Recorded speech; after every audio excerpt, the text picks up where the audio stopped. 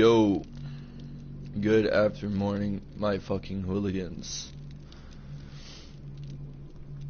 I am just, I'm not gonna be playing anything. It's gonna be definitely different.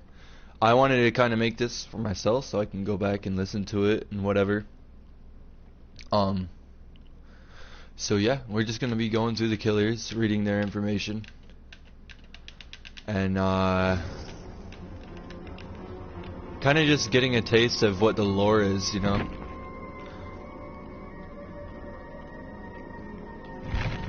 I gotta play Survivor later today. So yeah, let's get into it.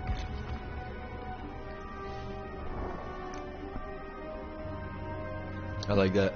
The Cenobite. A demon to some, and angels to other. Pinhead is an explorer in the further regions of experience, indulging in the limitless thrill of pleasure and pain. When the puzzle box known as the laminate configuration, a key to another dimension, was found in the entity's realm, it was only a matter of time before it fell into curious hands. Once open, he arrived. What came next was sweet suffering that spilled over the realm. Kinda expect that from Pinhead, the Cenobite. Where are the other two Cenobites though? I know there's one skin for Pinhead that turns him into the other Cenobite, which is kinda fucking dope. Trapper.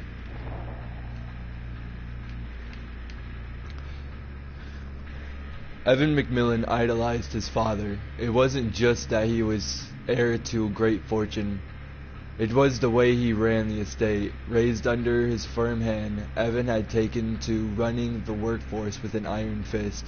Production was always high, and the McMillan estate prospered on their father and son.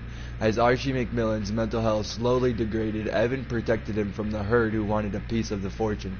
No matter what his father asked of him, Evan would do. When Archie McMillan finally snapped, Evan became his enforcer in what would become known as the worst mass murder in modern history. They never proved that Evan led over 100 men into those dark tunnels before detonating the explosive and sealing them to their fate. The tale of the McMillan estate is a tale of wealth and power gone very wrong. How many victims fell to the hands of father and son is unknown. No record was ever made of what became of Evan McMillan. His father is another unsolved puzzle found in the basement of his own warehouse, dead and abandoned. It is said that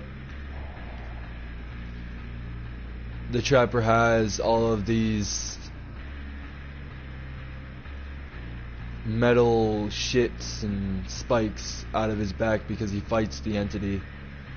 Because he really doesn't want to be here. Or so it's told. So that's kinda something cool to be thinking about. The Wraith is a fucked up story, my boy. The Wraith is a fucked up story, man.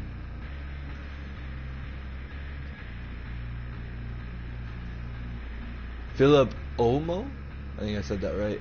Came to this country without anything other than hope for a new beginning. He was happy as he got offered a job at Auto Haven Wreckers, a small scrapyard, when bribed cops turned a blind eye on the somewhat shady business that took place. Olmo didn't care. He had seen criminal activity up close in his homeland, and as long as he didn't get involved, he let things be. He just fixed cars and handled the crusher, something he did really well. A car went in, a small metallic cube came out. It was not until one gloomy day that he just by accident saw some blood come from one of the uncrushed cars. As he opened the trunk, he found a young man gagged with tied hands and panic-filled eyes. Olmo freed the man, who managed to run 10 feet before Olmo's boss stopped him and slit his throat. As Olmo demanded answers, he was explained that he had been nothing more than a simple executioner, as more or less every car had a soul in them. This was a service the scrapyard provided to the certain clients. almost snapped and went ballistic. He threw his boss in the crusher and let it slowly compress. As the head stuck out, Olmo grabbed it and pulled the head and spine out of the body. Then he left and was never seen again.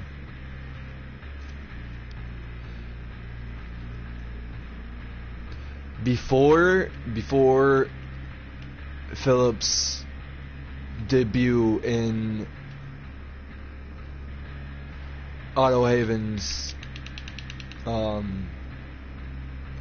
records, I would strongly suggest looking back at some of his lore videos. It is fucked up, man. Like with his previous country, it's straight up fucked up, but it's so interesting. Billy, son of wealthy landowners Max and Evelyn Thompson. This unnamed boy was an unwanted child born to savage parents. Hideously disfigured, he was shut away from society, so ashamed they were of their son. They bricked him into a room and fed him through a hole in the wall. When the boy escaped, he took his revenge savagely and terribly, slaughtering the parents who had tortured him instead of raising him. After the deed was done, he continuously lived his life at the farm, taking out his deranged violence on the animals that were allowed to run free. As he finally broke free of his shackles, he ran through the cornfields, chasing and slaughtering whatever he could find. They never found the bodies of Max and Evelyn, but they did find tortured and disemboweled animals all over the farm.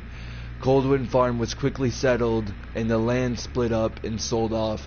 They were never a buyer for the farm, perhaps because of the sound of a chainsaw you could hear throughout the hot summer nights.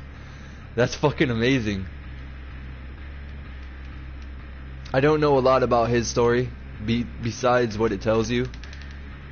But yeah, I would strongly suggest watching some of Race backstories, like previous to Otto Haven's records. His past country was fucked up as shit. Apparently is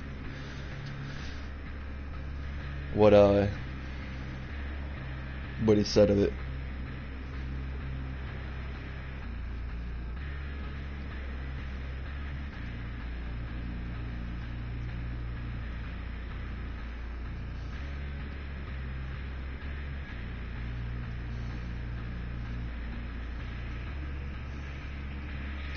Yes. Lore is very nice. This is something I wanted to do for a really long time. Yes. Lore Oh, shut up, me. Sally Smithson came to town with dreams of children's feet and laughter in a wooden home built by her husband Andrew. Oh, okay.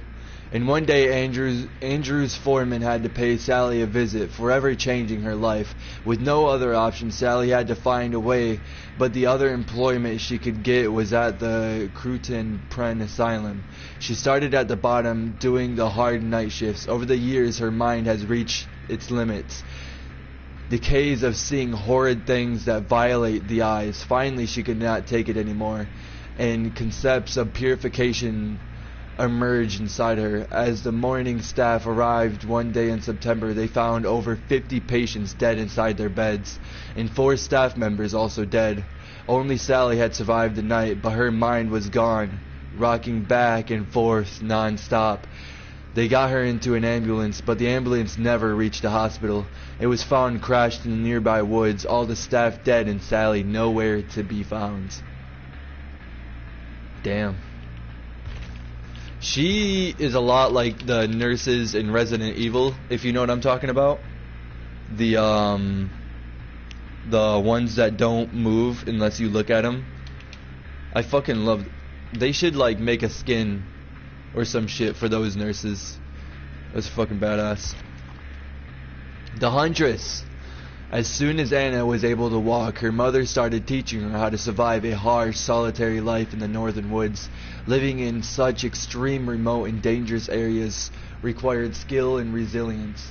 When sunlight became too dim for productive activities, they would take refuge in a house, a sturdy old cabin constructed to resist the toughest winters. Close to the hearth's warmth, Anna would rest in her mother's arms, surroundings by the few wooden toys and mash she crafted for her. Drifting off to sleep with stories and lullabies, she dreamt happy dreams, ignorant of the events that would soon change everything.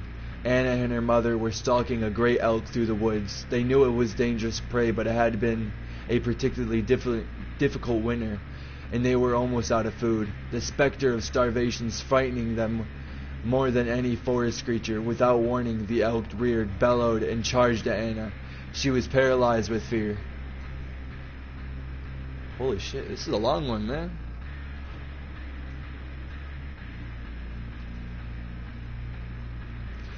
As the whole world seemed to shake underneath the immense beast's pounding hooves, the elk was close enough for Anna to see the murderous fury in its eyes. When her mother threw herself in its path, axe in hand, and a blood-curdling scream escaped from her lips as the elk impaled her upon its antlers and hoisted her in the air. With all her strength, she brought her axes down on its head again and again, while it tried to shake her loose. With a sickening crack, the antlers snapped, and Anna's mother was free. The beast collapsed. Anna was too small to move her mother's broken body, so she sat with her in the clearing where she had fallen. To distract her from the dying elk's cries, Anna's mother held her and hummed her favorite lullaby. They stayed like that, the huntress and the elk getting quieter and colder, until Anna was alone in the silent forest. Eventually she stood up and started the long walk back home. Still a child, she knew just enough about life in the frozen forest to survive. She followed her instincts and became one with the wild. She got older and stronger and practiced her hunt. As she grew into a dangerous predator, her humanity became half-remembered dream. She widened her territory and lived off from her hunts. She worked her way up through squirrels and hares and mink and foxes. Eventually she grew tired of them and hunted more dangerous animals like wolves and bears. When unsuspecting travelers came through her woods, she discovered her new favorite prey, humans. Unlucky soul who strayed into her territory were slaughtered like any other.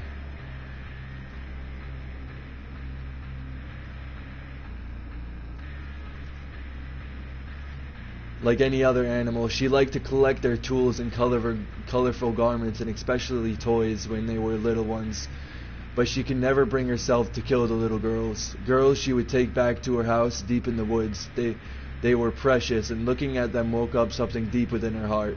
She craved the closeness of a loved one, a child of her own. Among the pillaged wooden toys, dolls, and storybooks she couldn't read, the girls would be tied by neck with a rough and crafted rope fastened firmly to the wall. She couldn't let them wander off, or they would surely die outside. Every time the girls would waste away and die of cold or starvation and sickness, every time it plunged Anna deeper into pain and sorrow and madness. She was compelled to try again and started raiding the nearest villages, to slaughter families and kidnap their daughters.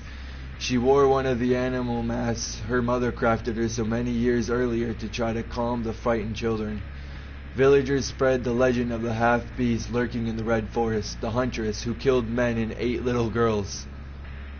War eventually came to the forest. German soldiers began to pass through on the march to attack the collapsing Russian Empire. During these dark times, there was no more travelers. The villagers had been in their homes and no more little ones to be found. Only soldiers, many of them were found with the violent axe wounds. Whole groups disappeared mysteriously. Once the war was over, the rumors of the Huntress disappeared with it, engulfed by the red forest. It's a weird one. Yeah, it's certainly a weird one. But, I mean, Mikey!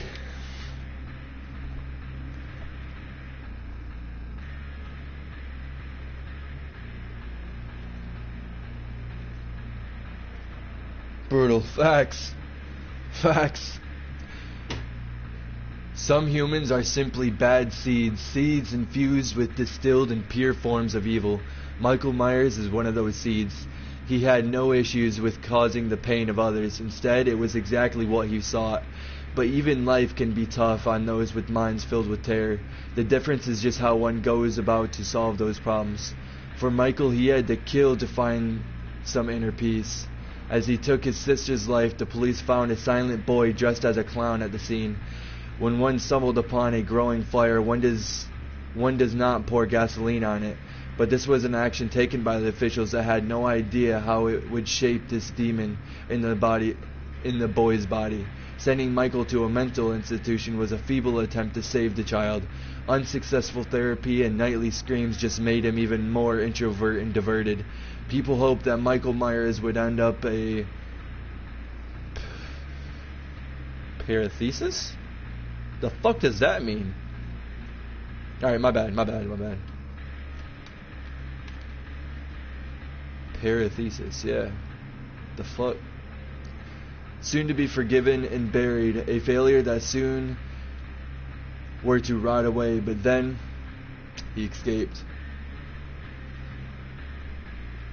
Come on. That's the boy Michael Myers right there, dog. Gotta give him more lore than that.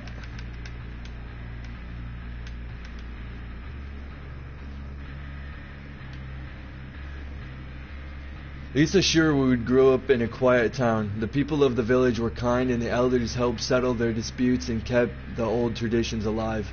Lisa was particularly fond of the charms they taught her to draw her safety and good fortune. One night as she was walking home through the woods, a terrible storm struck without warning. In the slick, wet darkness, she found her footing and struck her head. Slipping in and out of consciousness, she watched dark shapes approach between the trees. Soon, they were close enough for her to make out their evil, hungry grins. They kept her chained to the wall and flooded cellar. Through the gloom she could see others whose open wounds swarmed with flies. They did not survive long once the cannibals began carving bites from their bodies with their rusted blades, but somehow Lisa persisted. Starving and mutilated, her gaunt arms became loose in their shackles. She pulled and the metal tore through skin and muscle until she was free. Her flesh oozed vicious yellow pus and bones were visible beneath. Okay, y'all are making me look fucking retarded here. I'm just a dumb Marine. You can't be throwing these fucking goddamn words at me. Holy shit. She could go no further. Delirious, she thought of home, she thought of elders, she traced the symbols that they had taught her. A dark hunger stirred inside her. It yearned for blood. She chose vengeance. The police search eventually brought them to the old house in the swamp. Inhabitants had been dismembered and devoured. The elders' charms were scrawled in the blood on the floor. Lisa's body was never found. They for real be making me feel retarded. Yay! The doctor. I've seen a little bit of his backstory. It's fucking brutal, man. Doctor's a straight up fucking psychopath. It's fucking awesome.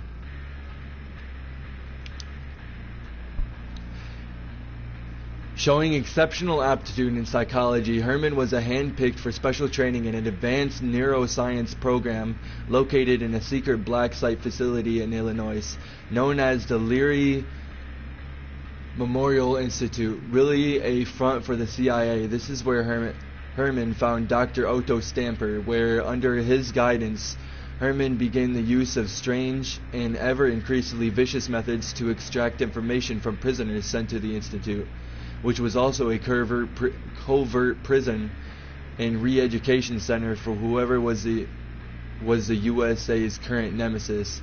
His liberal use of violent electroshock therapy revealed dramatic results, and several threats to national security were uncovered.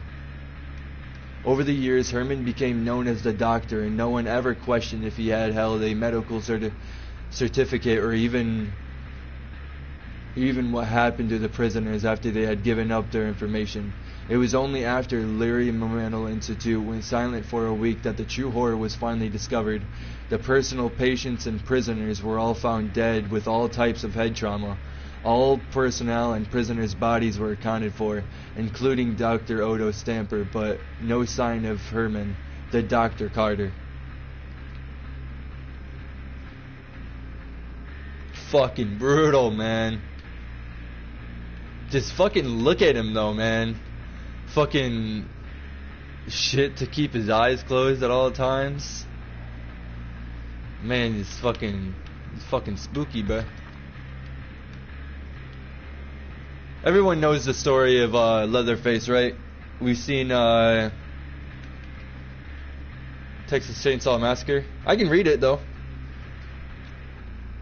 if y'all want.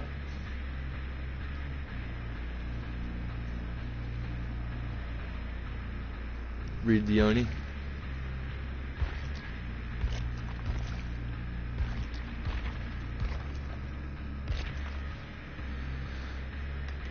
Whoa, you're a long one. Holy shit. Alright, let's get into it. The Oni. Honoring his family name was never enough for Kaizen Yamoka. He wanted to surpass his father's reputation and end what he saw as the thinning of samurai culture, with the farmers often posing as samurai. His father tried to turn Kaizen's attention to more noble pursuits, but Kaizen refused to heed his advice and borrowed his father's katana. He embarked on a dark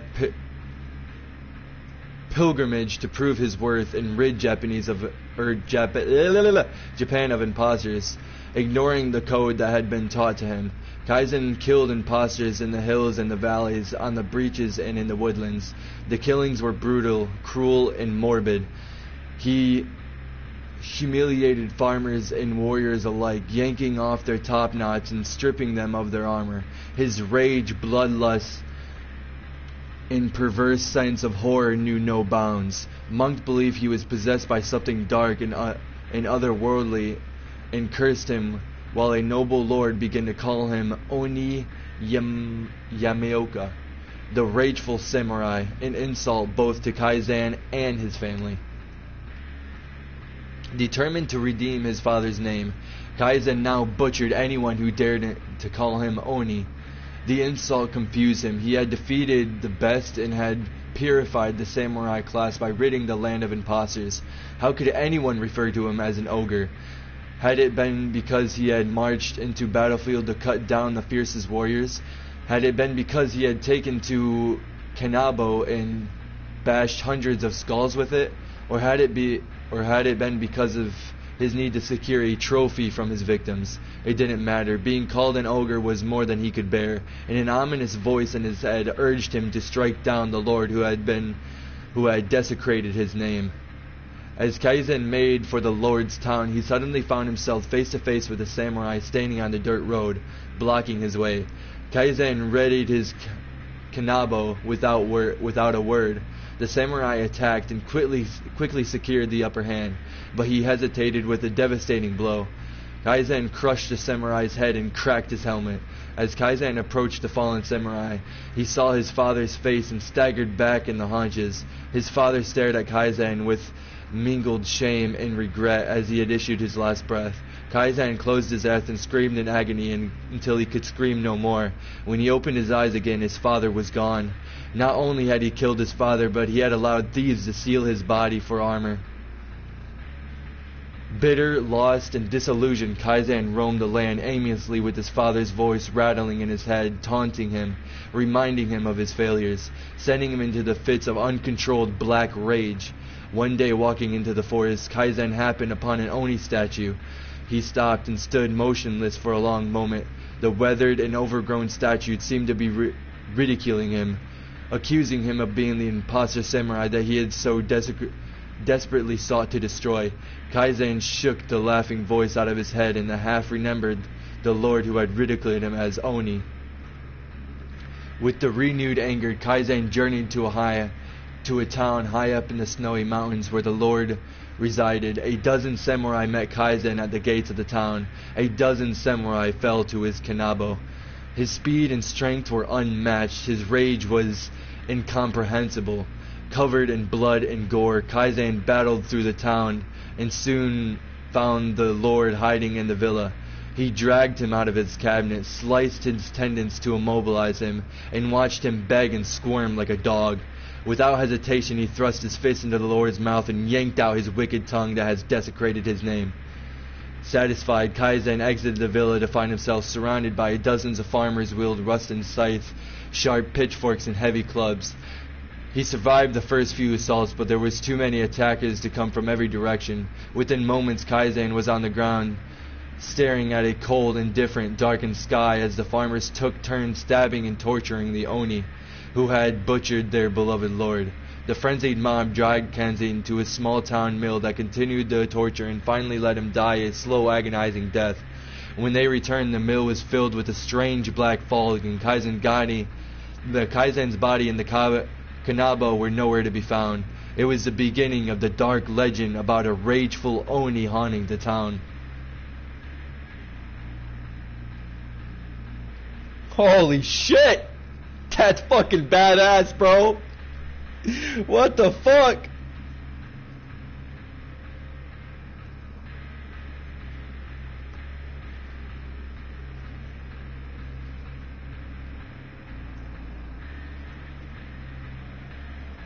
Holy shit, man.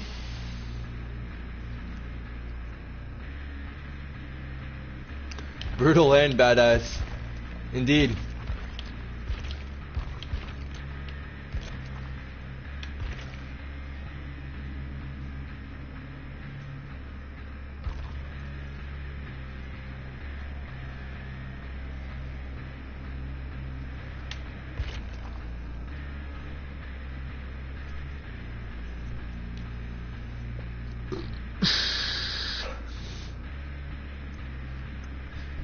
Rin was the only child of the Yamokia family. She was raised in the dusty halls of a traditional house in Kaguya. She studied education at Takamatsu, a private university which weighed heavily on her family's shaky finances. Her mother got ill that year, and the bills started piling up. Rin worked part-time in a futile attempt to help lighten the load. Her father faced a debt that grew without end. He started working double shifts in hope to obtaining a promotion. That when he started losing sleep, a dark whisper would keep him awake all night, reminding him of his hopeless situation. Exhausted, he started to lose grasp of reality, fighting to deny what the voice whispered at night. Rin's father made a desperate move. He met with his superior and explained his situation. He begged for a bonus in advance, time off, anything.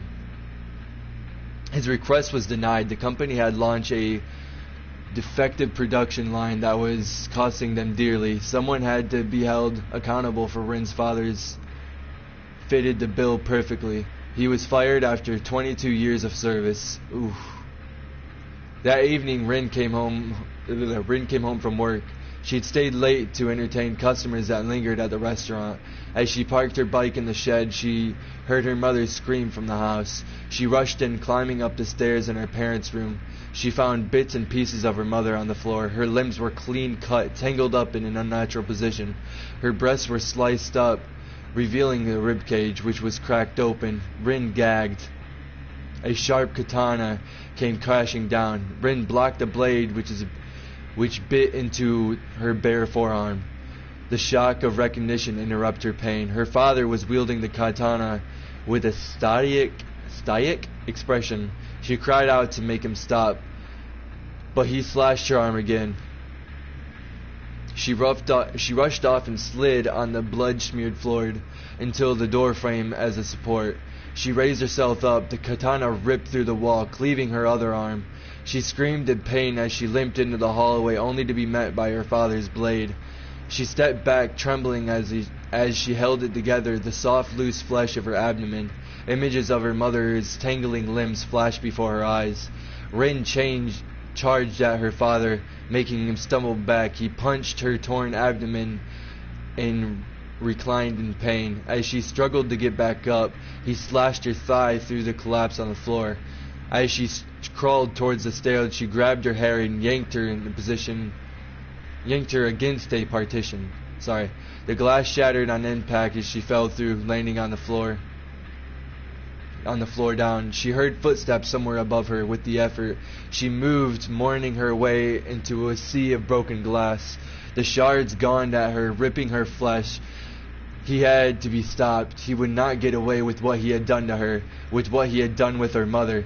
Coughing up blood, her chin grazed the glass, adding up to the bleeding. A low-pitched heartbeat started to ring in her ears. Her body felt so heavy she could no longer move. The ground shook with her father's footsteps. She knew she was not going to make it. But she no longer cared.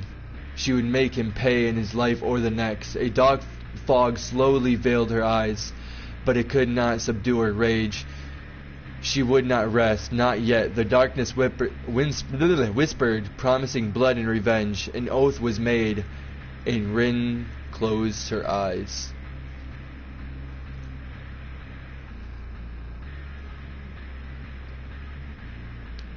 Damn.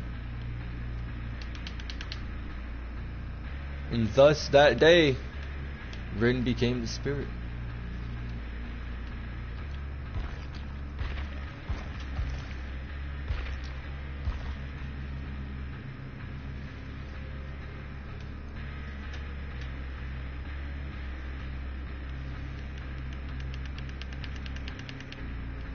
Facts. That's fucked up as hell, bro.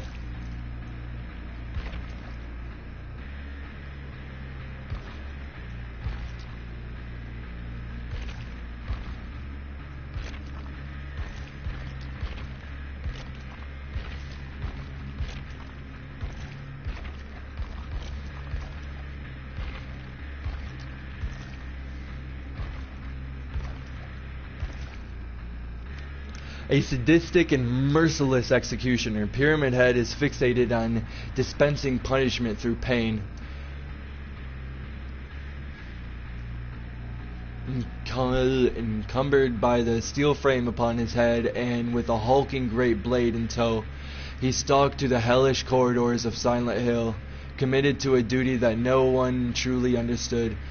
Where he trod, even monsters fled from the shadows, and those who crossed his path fell victim to an unresisting acts of aggression. When his duty was complete and his presence no longer needed, he prepared for the long rest, and yet his skills were required elsewhere. The fog that steamed over him was somehow different than that he was accustomed to in Silent Hill, as if each wisp contained the nerves of a creature withering, seeking him out. There was an unspoken agreement in that moment. The billowing cloud was an invitation to duty and sadism, and Pyramid Head stepping into the fog, accepting his obligation once more.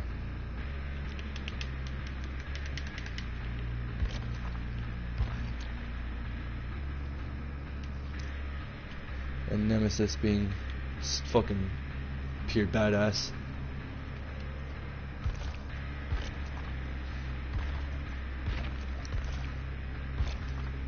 The race story is fucked up, bro. Not the one that's provided, but the one in the comics I think they made, or a book or some shit. I don't know, I watched a video on it. That shit's fucked up. I think that's all I'm gonna do for reading for now. As we go on, you guys can request if you guys want me to read any more. I just wanted to do that mostly for selfish purposes, so I could go back and fucking listen to that shit.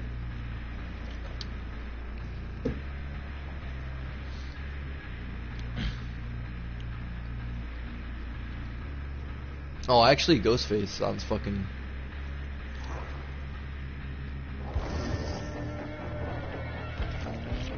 They actually took their own kind of, Oh, I want to read the plagues too.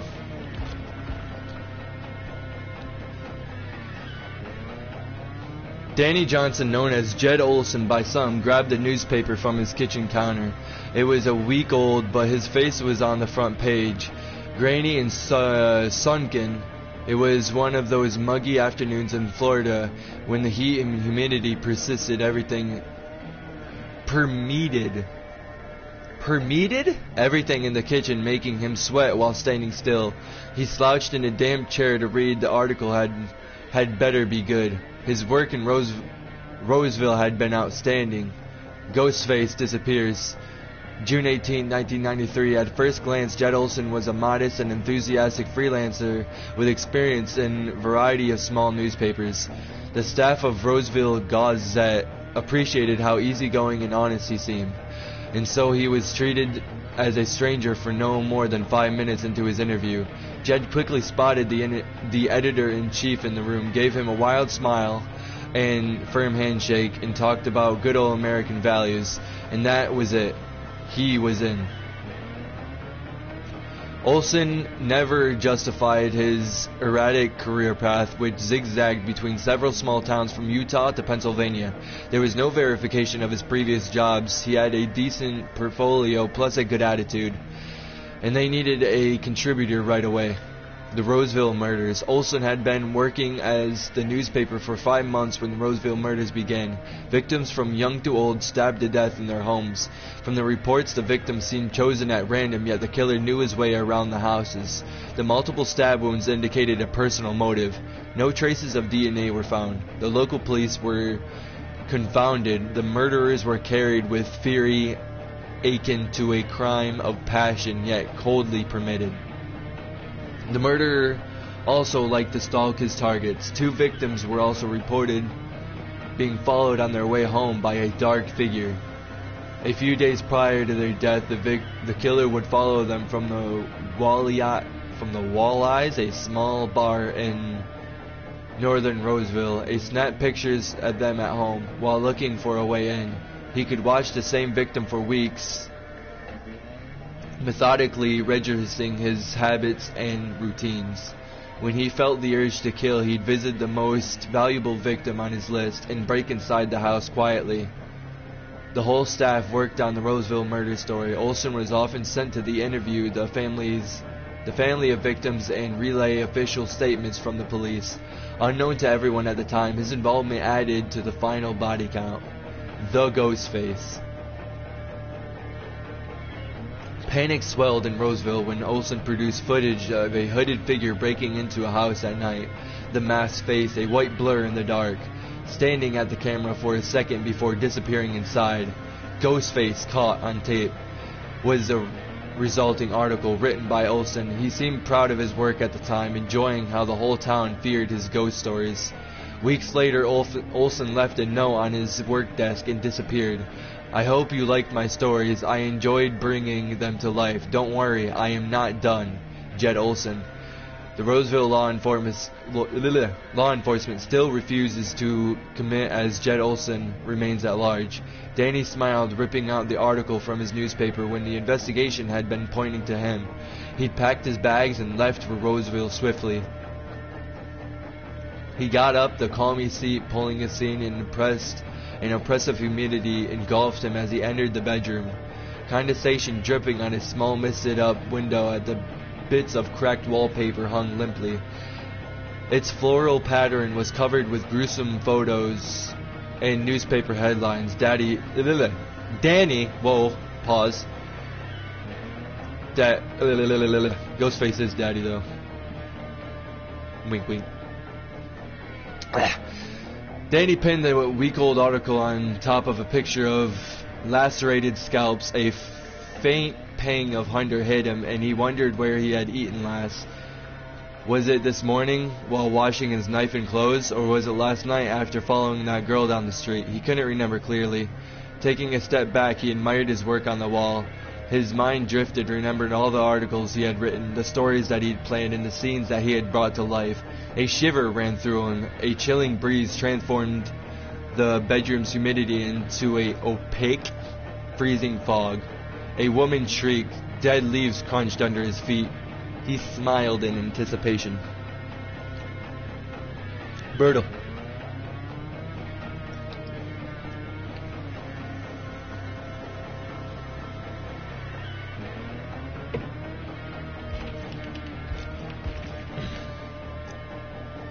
Damn!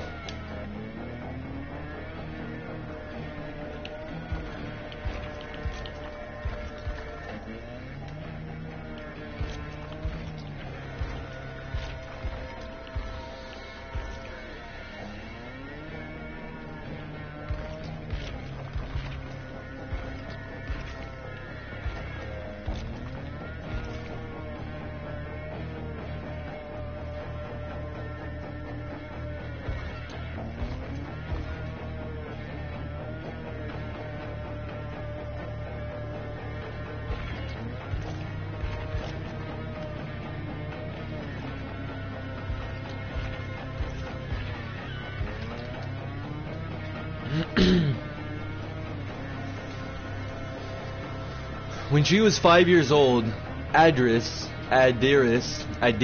the youngest of a family of 7, was left on the brick-red burning steps of the Temple of Purgation at the center of Babylon. To process her shock and sorrow, she held on to a belief that the gods had a plan for her. Her new life was one of quiet servitude. She would tend to the gardens, prepare ceremonial meals, and polish ceremonial incense burners at night. She would pray for the sign that would reveal her purpose. When she came of age, she attended the high-ranking priest during the yearly worship at the sea goat, the god of water and creation, swinging a censer down the great hypostyle hall. She casted thick black fumes that reached her cold, towering stone pillars before dissipating. Her worries lifted, and the resulting bliss made her feel closer to the gods than ever. She worked herself to the bone each day that followed, fulfilling her duties while taking on new ones, as she aided the priests during purification rituals.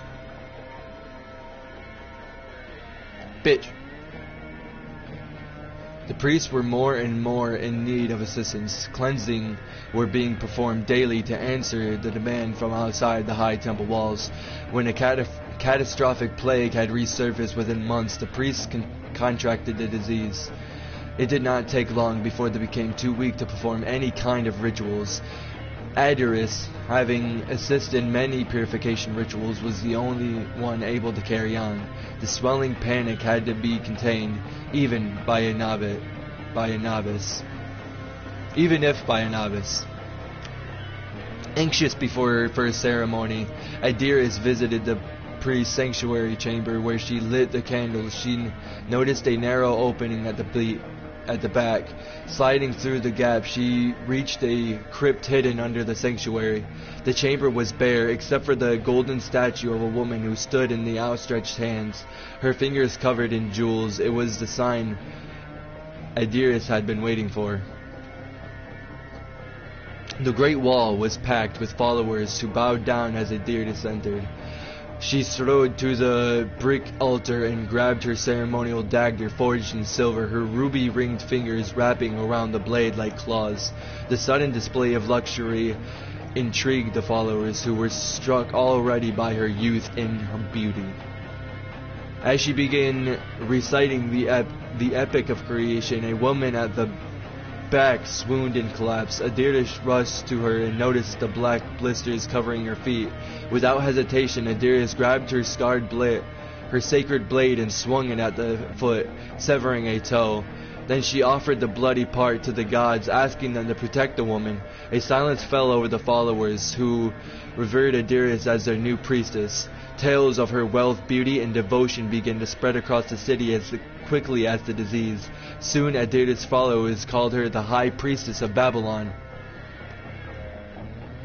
But her faith was tried when she showed her first signs of infections. Her cough became a mix of phlegm and blood. Her neck erupted in abscess, and her four-toed foot darkened. Ashamed of her condition, she began wearing a veiled headpiece, and it carried a censer that marked the rancid smell of sick that clung to her skin. Hoping to be saved, she kept performing the rituals, offering blessed waters and food to her followers.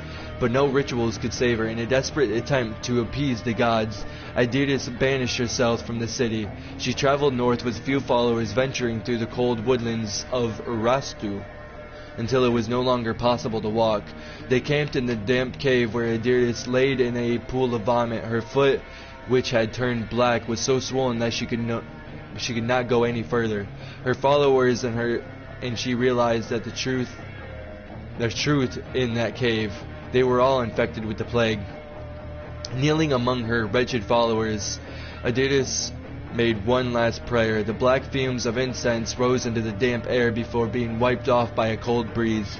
Neither the body of Adiris nor her followers were ever found.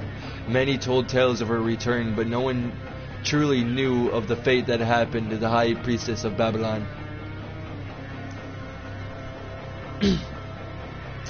How is she a killer? She's like good, bro. Like whack.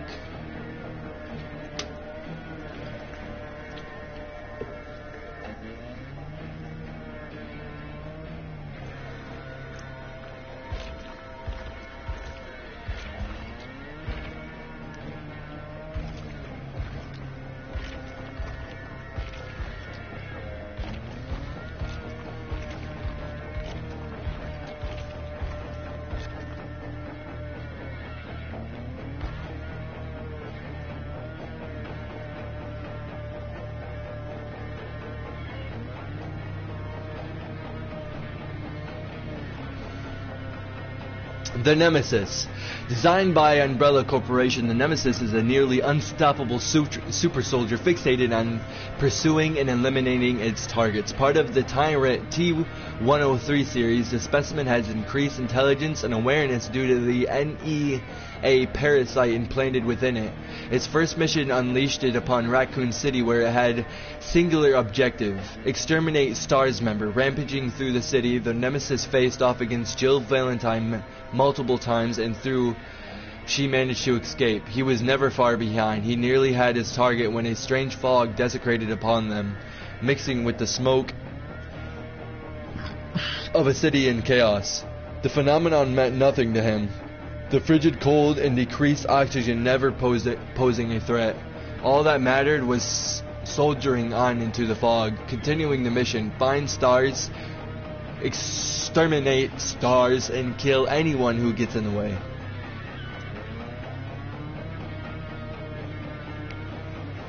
Ooh, that's a good point. That maybe her god was the plague, and now she is spreading her religion, quote unquote, you know?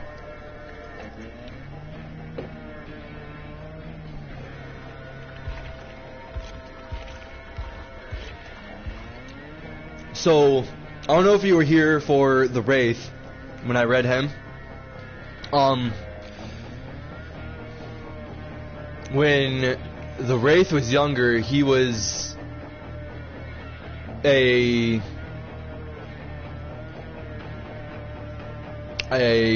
can't remember if it was India or some shit. I can't remember. But his hometown, people had his family and everyone in that town burned and slaughtered alive.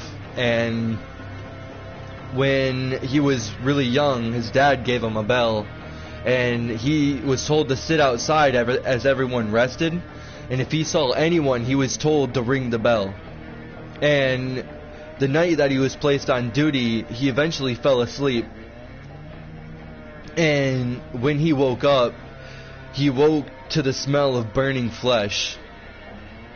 And when he found his father, he went to his father, and obviously in tears. His father was sliced up, covered in honey, and the reason they covered him in honey was a torture method, because he had insects, maggots, ants crawling inside and outside of his flesh. And in tears he said, "Dad, I'm sorry." And with his last breath, he gurgled, and he wrote in the dirt with his finger, "Forgiven."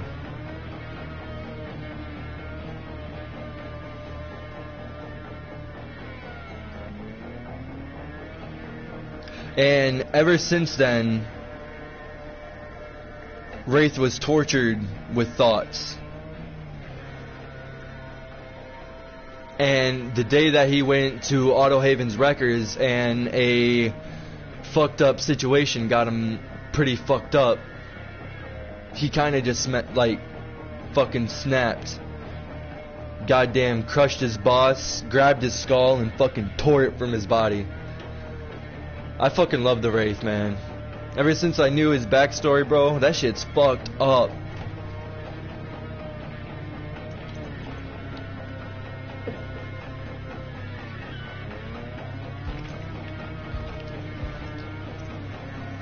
The Trapper is one of the few killers that actually fights the entity. The entity being that spider-like creature that hooks and tries to kill the survivors. And it is said all of the metal debris in his back are torture methods from when he tried to fight the entity. He is one of the few killers that does not want to be in the scenario that he is. He doesn't like killing people. He despises it, actually. And one of his main objectives is to kill the entity. But he, while being extremely pain intolerant and I would go superhuman strength, he's not strong enough to fight the entity. He's one of the few killers that are trying to rise up and resist against the entity. Now, funny stories that will make you like Michael Myers a little bit. Michael Myers showed up in the entity's realm, uninvited, absolutely uninvited, and just started killing people for no fucking reason. And when the entity found out, the entity tried to kick him out of his realm. And the entity was not strong enough to kick Michael Myers out of the realm. One day, he just showed up in the realm and started fucking killing bitches. With all the other killers, the entity went out of his way to go grab the killer and bring them to the entity's realm. Michael Myers is the only exception to that. He just showed up and started fucking killing bitches.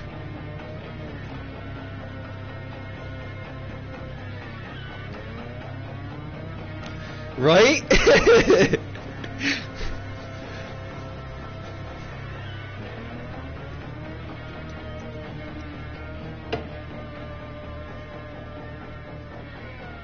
And so you notice how when Pyramid Head,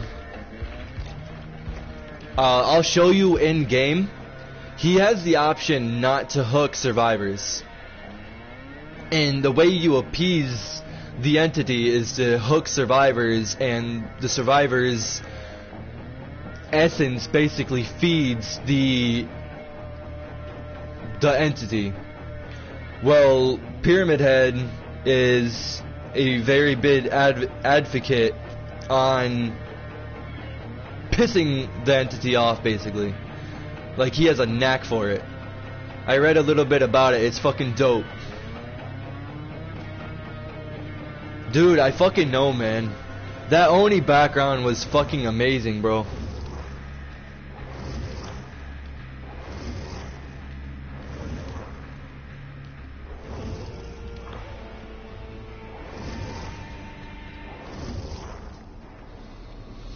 What a fucking badass, bro.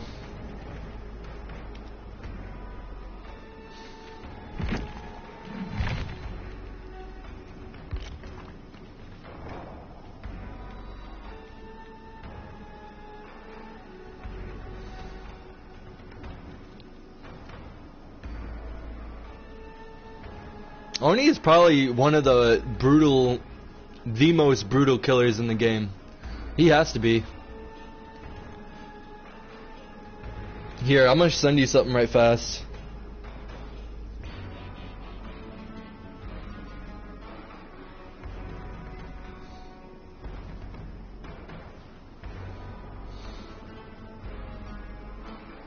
Watch that shit. Watch that shit, bro. I'm telling you right now, it's fucking badass.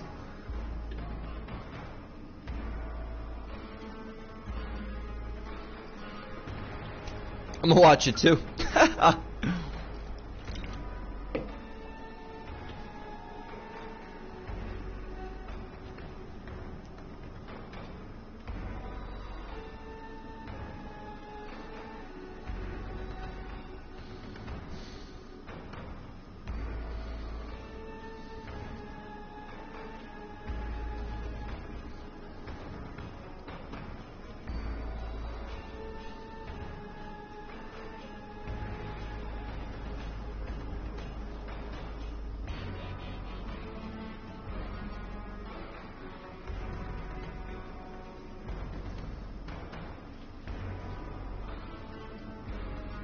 How fucking cool is that, bro?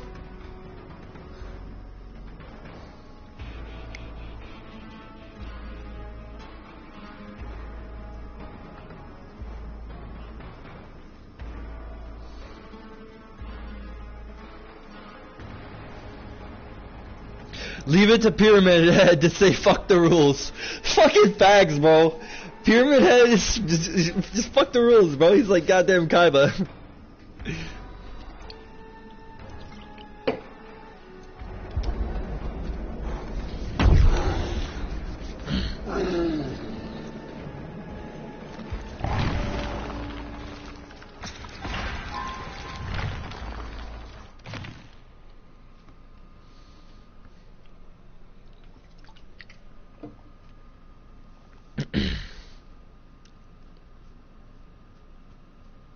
I still love fucking Michael's entrance into this fucking realm more than anything, though. One of the funniest fucking backstories ever, dog. Entity's wondering why the fuck people are disappearing without his consent. Michael Myers just started showing up fucking killing bitches. Like, what the fuck? What you doing, bruh? What you doing, big dog? What did you? I need that.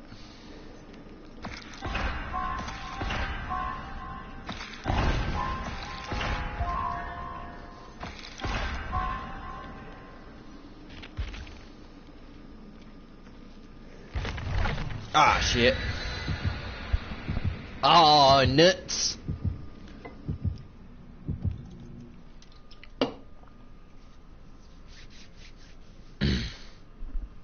First game of the day. Let's see how I do. Probably gonna be ass. Bunch of ass. Bunch of goddamn ass.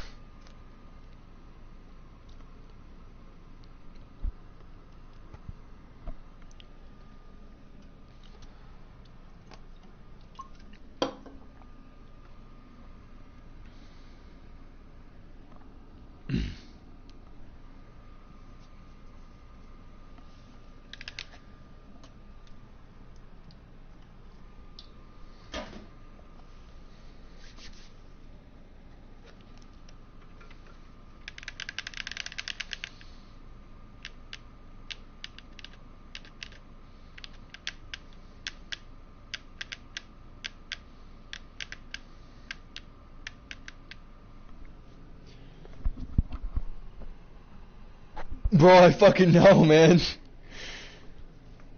You're fucking sick, dog.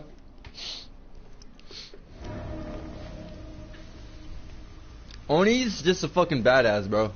Straight up.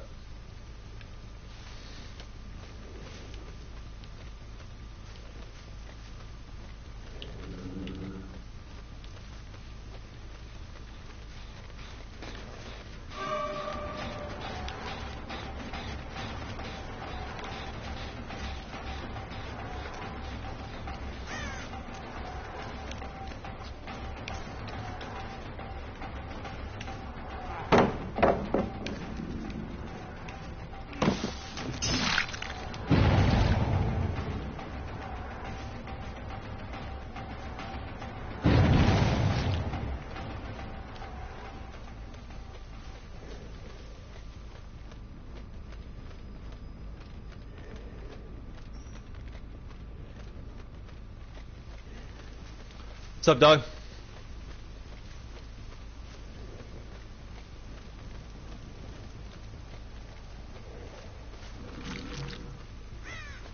I would like to be getting a hook by now, but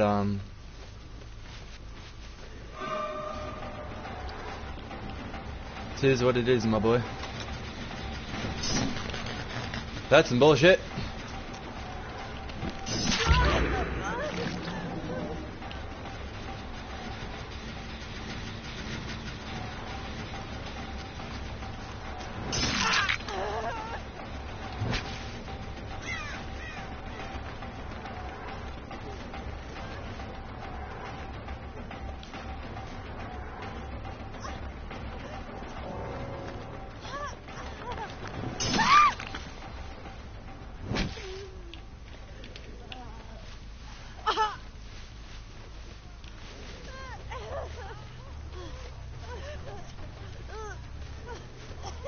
I didn't realize how huge he was. Yeah, bro. Oni's a fucking giant, bro.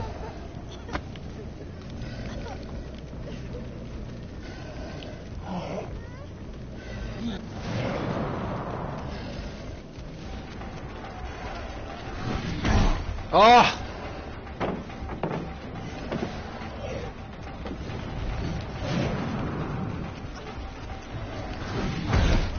What?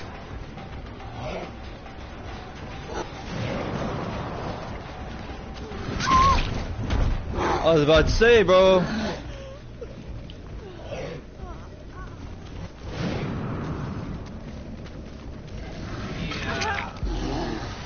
No way, that's so unfortunate!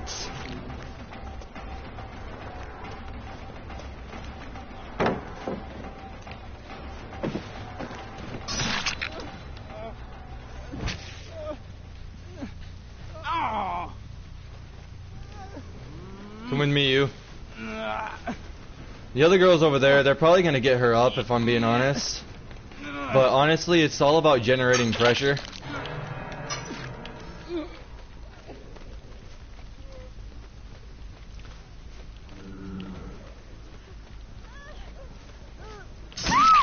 What's up, dog? Must have scared the fuck out of you, huh?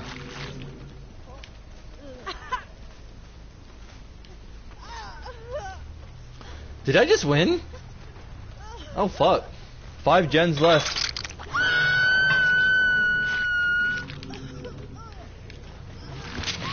Now where to find where this other fool is at.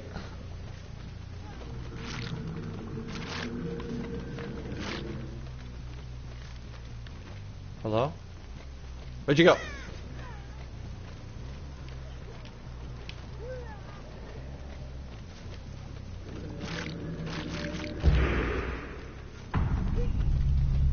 Where ya?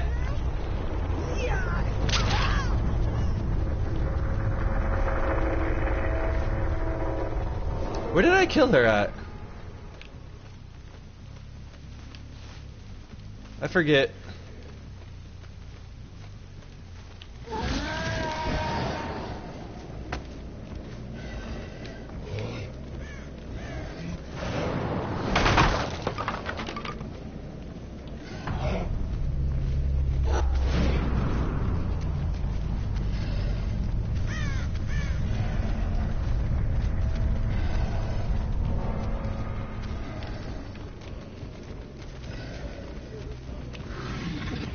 There you are.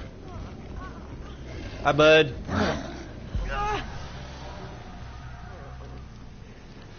Who would win, Oni or Nemesis? That strongly depends on whether Oni would be affected by the parasite. Get out of here. Skedaddle!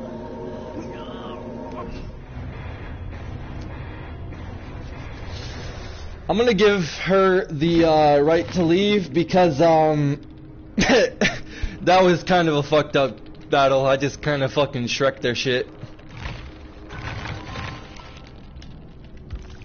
I just kind of Shrek their shit. Oh, I let the gold leave too. Nice. Nice. You're a bitch for DCing, dog. Oh, you were a sprint burst gamer too, huh?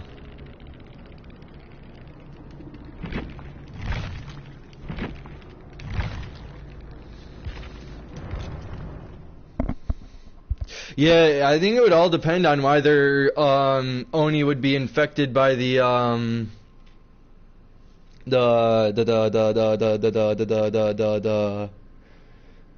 virus. What the fuck's that called? The NE/A virus or whatever it is. But I think in like brutal, straight up just brute strength, I honestly think Oni would win. I'm a big Nemesis fan. The way they described Oni in his fucking backstory, bro. Holy shit. That boy bacon.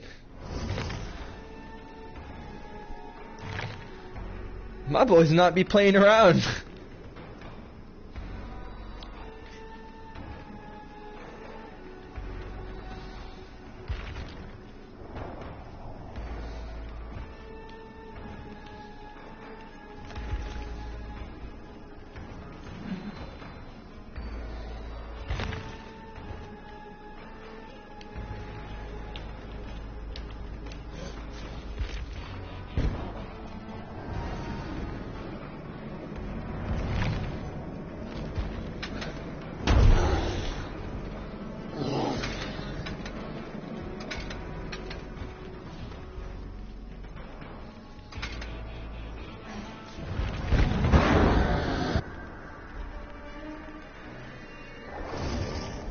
Now, who would win this? Pyramid Head or Nemesis? That's what I would like to know.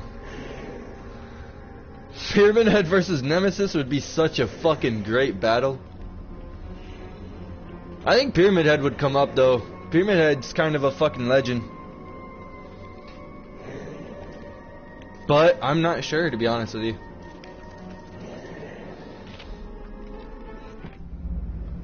I am not sure. It must be nice.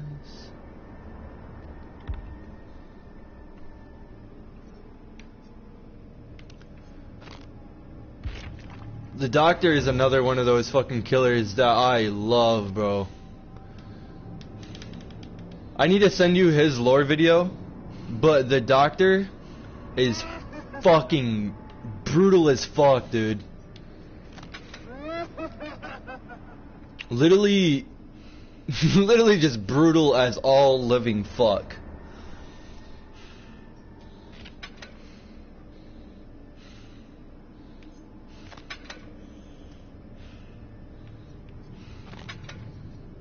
I want the skin for him.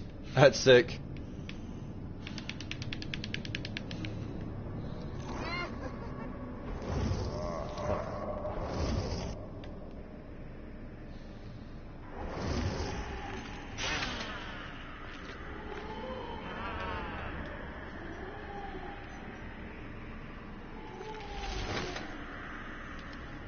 Oh, it's so fucking dope.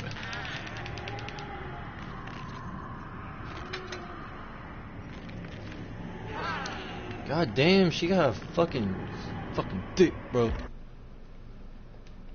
God damn.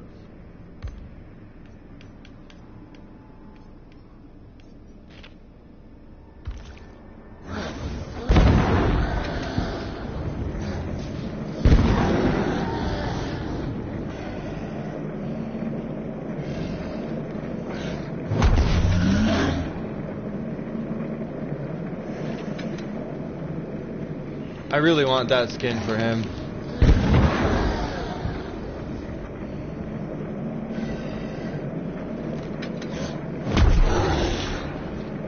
Like something like that would be pretty dope.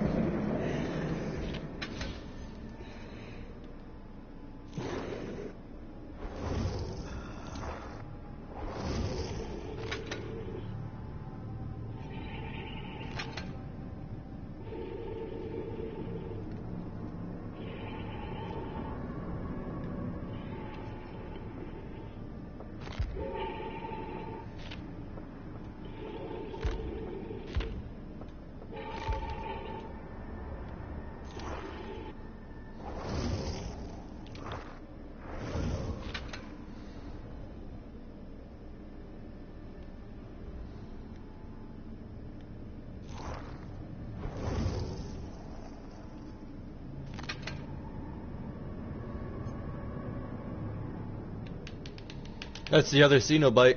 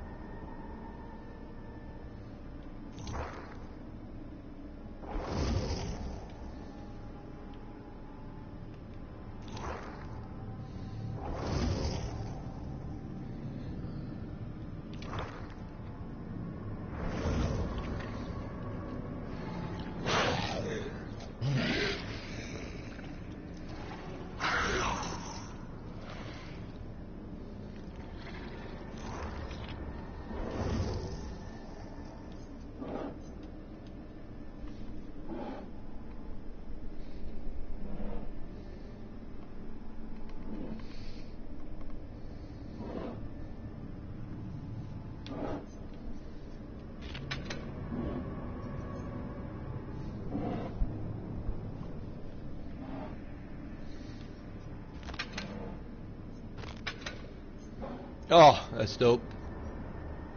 It's Shrek.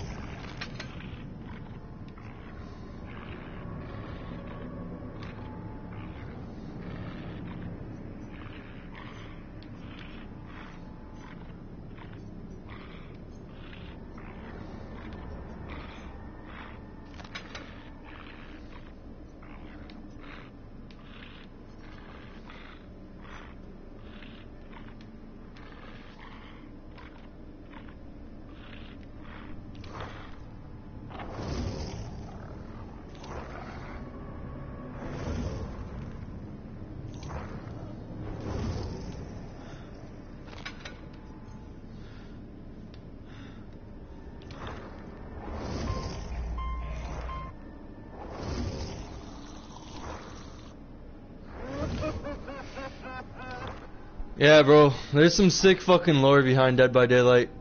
I love it. Honestly, probably a little addicted to it. Is there anything new for the Shrine of Secrets? There is. Maurice.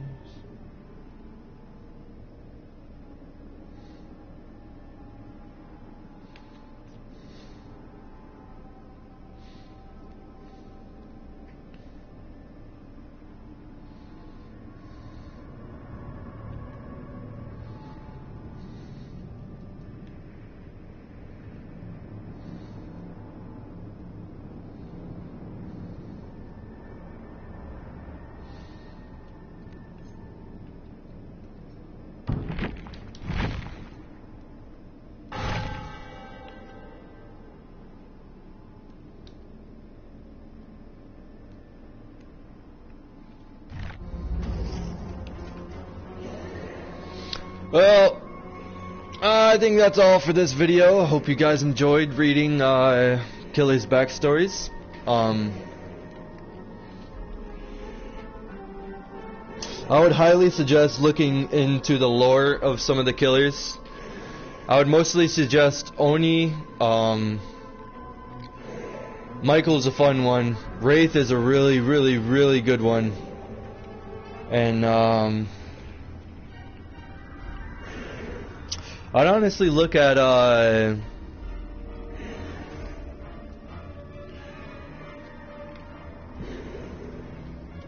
that's about it. Michael coming into Dead by Daylight is pretty funny if you want to look at that. But that's it for this video. Hope